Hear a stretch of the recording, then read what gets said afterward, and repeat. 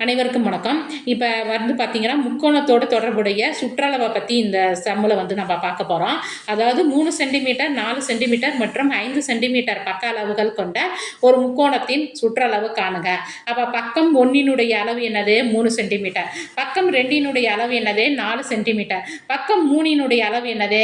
5 centimetre. அப்போ சுற்றளவு அப்படிங்கிறது என்னன்னு சொல்லி பார்த்தீங்கன்னா, A + B + C. அப்போ 3 + 4 + 5ங்கிறது வந்து என்னது?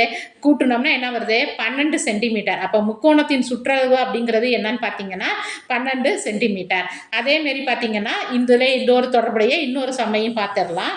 அதாவது செங்கோண முக்கோணம் இதில் கொடுத்துருப்பாங்க பாருங்க. செங்கோண முக்கோணம் இந்த இடத்துல 90 டிகிரி அப்படின்னு சொல்லி கொடுத்துட்டாலே அந்த முக்கோணம் எப்படி இருக்குது?